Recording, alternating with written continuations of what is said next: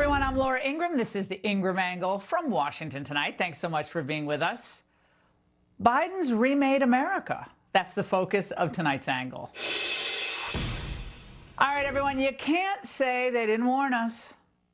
There will not be another foot of wall constructed on my administration. Those who come seeking asylum, we should immediately have the capacity to absorb them, keep them safe until they can be heard. Should someone who is here without documents, and that is his only offense, should that person be deported? That person should not be the focus of deportation.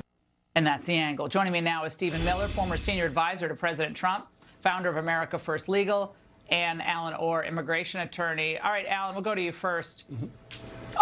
Do you fall into the line that we keep hearing that, oh, this just shows you that the system is broken? Is that your defense to what we're seeing across this country right now? Because that's what I'm hearing from the DHS secretary. Right. So I think not only do I fall in that line, I'm also a lawyer, which you are lawyerly trained. So by the code, it is Congress's job to handle immigration. They do the funding of immigration. They do the removal of immigration. They have not passed the bill since 1996. So therefore, that shows you if it was such an important thing, they would have changed it. So showing up the border and applying for asylum is currently legal. So therefore, Congress needs to take action. Okay, so that's lame, but I'll let Miller, who knows this issue, take it away.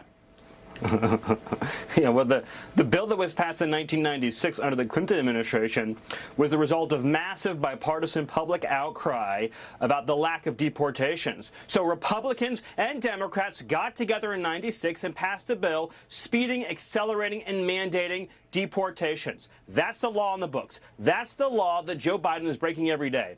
The law that Mayorkas wants is an amnesty. That is not a solution. It is an accelerant to every single aspect of the border calamity that is occurring today, making illegal aliens into citizens. Look, you walk through some of those numbers, Laura, they are beyond stunning. I think your audience would be shocked to know that in LA and New York now, half of public school students come from immigrant households.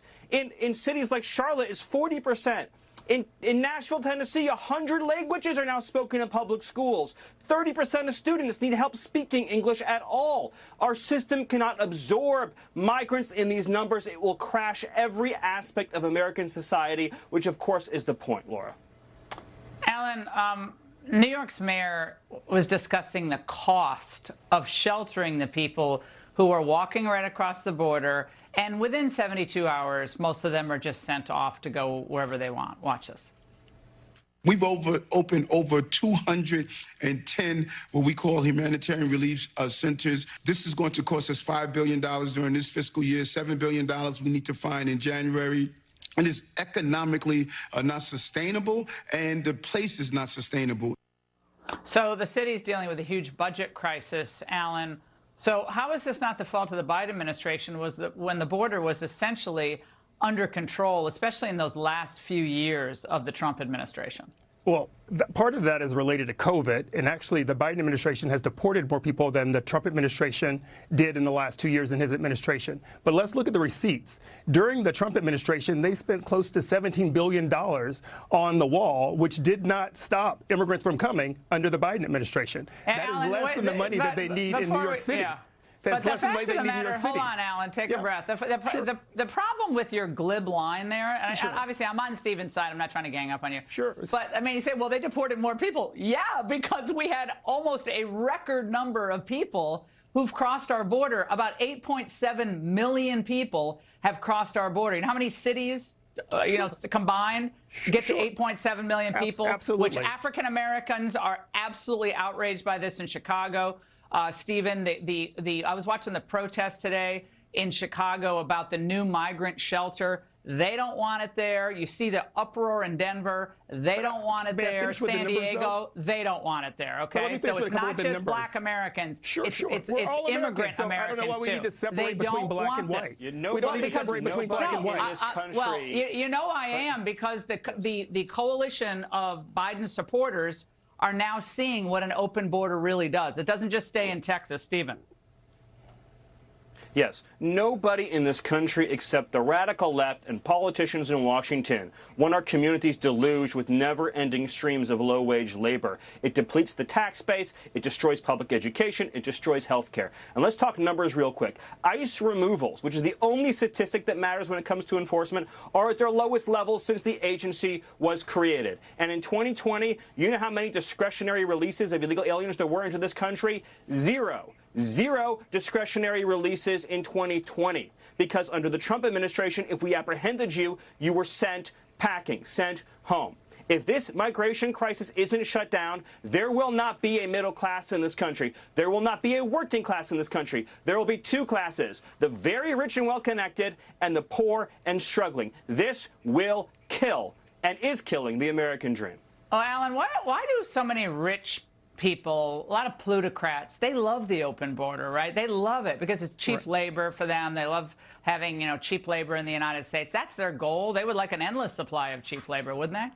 Well, I don't think that's necessarily just them. I think that's Congress as a whole, which I think Mr. Miller's missing. For example, let's talk about the numbers, because I think that's really important to talk about. Congress only passes a bill to deport 400,000 people a year. They've never reached that level. The only president that came close was Obama.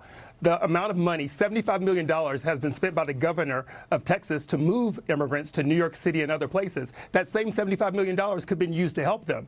We have two visions here, where one vision by Mr. Miller is we're going to lock everybody up and have the taxpayers pay to have them define people who are looking for liberty. We want them deported. When we talk about our history, but we're not deporting them. We haven't deported these people. So Alan, you're saying since We're 1996. paying $0 for them. We're sending them home.